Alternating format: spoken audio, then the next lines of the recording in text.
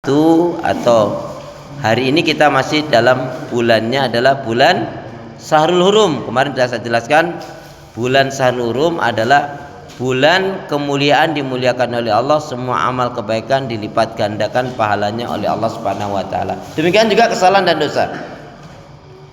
Pelajaran yang pertama adalah tauhid. Siapapun yang ingin bahagia, siapapun yang ingin masuk surga, qala Rasulullah sallallahu alaihi wasallam, ada 6 amalan untuk menggapai surga. Yuk kita baca hadisnya. Bismillahirrahmanirrahim. Qala Rasulullah sallallahu alaihi wasallam, u'budullaha wahda. U'budullaha wahda.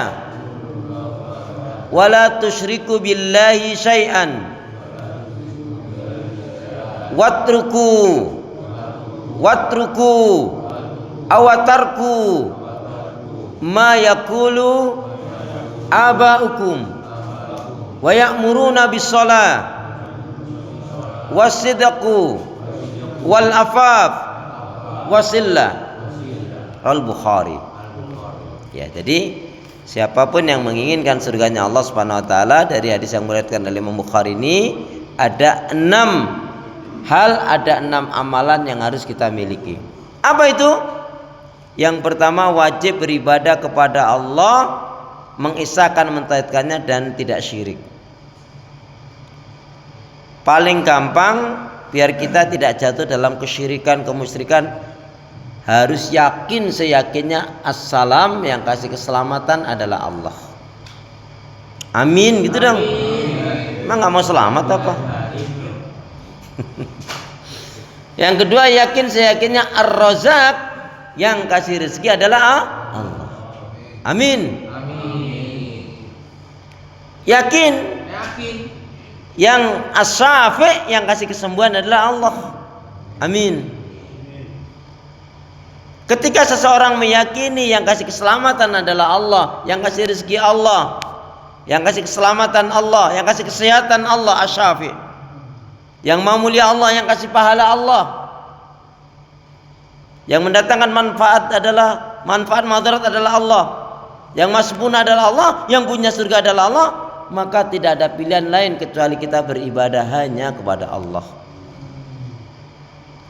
Makanya apapun yang dilakukan oleh seorang hamba, kaitannya kita ini orang yang beriman selalu dikaitkan dengan kul inna sholati wa nusuki wa mahyaya wa mamati lillahi rabbil alamin. Katakanlah, sesungguhnya sholatku, ibadahku, hidup dan matiku hanya aku peruntukkan pada Allah, Rabb semesta alam. Maka ini prinsip jamaah sekalian. Setiap sholat kita tuh baca iyyaka na'budu wa iyyaka nasta'in. Itu tauhid. Hanya kepada Engkau ya Allah kami beribadah, dan hanya kepada Engkau pula ya Allah kami mohon pertolongan. Ketika orang itu benar sholatnya membaca ini, bisa menangis loh. Waktu sholat menyatakan hanya kepada Engkau ya Allah kami beribadah, dan hanya kepada Engkau pula ya Allah kami mohon pertolongan. Kok praktek kehidupannya kok mendatangi dukun para tidak normal. Tadi saya katakan di awal, di saat orang galaunya masalah duniawiyah, tapi Nabiullah Ibrahim alaihissalam, kalau ini boleh menggunakan bahasa istilah galau, apa? Keresahan beliau itu mencari Tuhan, mencari siapa penciptaku, siapa yang memberi rezeki aku, siapa yang menciptakan langit alam semesta ini. Maka perjalanannya Nabiullah Ibrahim itu luar biasa. Meyakini pertama kali adalah Tuhan itu adalah bulan, tenggelam, enggak pantas nih, masa Tuhan kok tenggelam, hilang, hanya malam saja. Berarti di siang hari kemana nih Tuhan ini? Oh tidak benar ini. Mbah matahari, wah cerah begitu, ini Tuhan ini. Tapi malam hari tenggelam, masa Tuhan hanya pada siang hari? Lah malamnya gimana ini? Nah ini nggak benar juga. Akhirnya kesimpulan, pasti ada yang menciptakan bulan, bintang, langit, bumi, alam semesta ini. Ya, makanya kemudian beliau beristighfar, ya Tuhan, aku mohon ampun kepadamu. Aku yakin Kau pasti alam semesta ini ada yang menciptakan. Makanya kita bisa belajar dengan Imam Abu Hanifah. Imam Abu Hanifah itu mengajari kepada kita dengan begitu bijak cerdas tentang orang yang istilahnya ateis anti Tuhan. Diajak debat untuk membuktikan bahwasanya Tuhan itu tidak ada. Yakin banget nih orang ateis ini. Ditentukanlah waktu dan hari jamnya. Setelah 1 jam, 2 jam, 3 jam, 4 jam nggak nongol. Orang-orang ateis makin bangga dan yakin. Nggak beranilah mau mengatakan adanya Tuhan.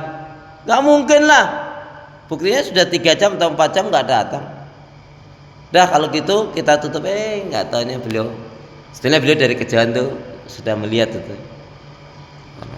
Begitu datang orang nyerahin, dasar penakut, dasar pengecut. Loh, kok Anda bisa mengatakan demikian? Uang debat belum dimulai. Wahai Abu Hanifah, benar kan Tuhan itu tidak ada? Tunggu dulu. Boleh nggak saya menyampaikan alasan kenapa saya ini terlambat? Oh ya, kalian yakin Tuhan itu ada? Oh ya, nggak ada, nggak yakin. Semua hampir orang pada saat itu tidak mengadanya Tuhan. Perlu kalian ketahui, saya tadi mau berangkat ke sini, ya, saya melewatin sungai, ya. Nah tiba-tiba itu pohon-pohon yang di dekat sungai itu jatuh. Nah terus setelah jatuh, pohon itu membentuk perahu kapal. Terus ya setelah membentuk perahu kapal baru saya bisa naik. Kan itu butuh proses. Ya saya baru nyebrang sehingga saya terlambat. Oh enggak mungkin, Kayal. Loh kok enggak mungkin? Kamu ini gimana? Hutan, ya. Terus tiba-tiba ada pohon ambruk sendiri, kemudian membentuk perahu. Enggak masuk akal. Yang enggak masuk akal itu kalian mengatakan kalau itu saja tidak masuk akal, bagaimana penciptaan alam semesta ini tanpa ada yang mencipta? Barulah mereka menyadari benar Abu Hanifah.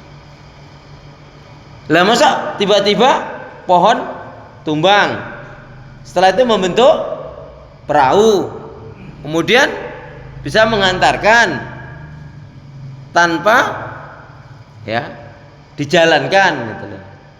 Maka orang-orang pada saat itu mereka bertobat. Begitu cara Imam Abu Hanifah menyadarkan manusia tanpa kekerasan, tanpa ngotot, tanpa dengan kata-kata yang kasar, tapi mengajak logikanya disentuh, hatinya disentuh. Bagaimana mungkin kalian tidak mengakui adanya Tuhan? Kalau gini kita menggunakan bahasa Tuhan ya, yaitu yang menciptakan Allah. Lawang kalian saja nggak percaya pohon tiba-tiba jatuh kemudian membentuk perahu. Ini kita diajarkan mentadaburi Al-Quran itu dengan akal, tetapi akal harus tunduk dengan Al-Quran. Kenapa? Karena Al-Quran pedoman hidup. Hadza basairu linnasi wa huda wa rahmatul liqaumi yuqinun. Surat Al-Jasiyah, Quran itu adalah pedoman hidup, petunjuk dan rahmat bagi orang yang beriman. Nah, orang yang beriman tawakalnya, sandarannya hanya kepada Allah Subhanahu wa taala. Makanya kita pernah mendengar satu ajaran yang memang mengajarkan kepada kita apa? Apa yang antum tahu? Man arafa nafsahu arafa rabbahu. Siapa yang dia mengetahui hakikat dirinya, maka dia akan tahu sang penciptanya. Lah panjenengan enggak ngerti, anjen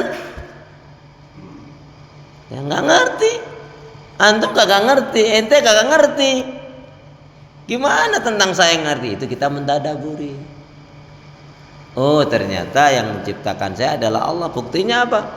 Ya, ini kekuasaan Allah nih dari ayat-ayat Allah dalam diri kita banyak loh. Contoh yang paling gampang, ayat Allah dalam diri kita itu apa? Contohnya antara kuku dengan gigi. Kalau kuku punya sifat selalu memanjang, kalau gigi enggak. Coba kalau gigi juga memanjang seperti kuku, pas acara-acara itu assalamualaikum, terus gimana itu? Nah itu satu contoh. Nggak ada kan? Ini mata dengan telinga ini berapa jaraknya? Tapi sampai hari ini nggak ada seorang pun yang bisa melihat telinganya. Pakai kaca satu lain lagi.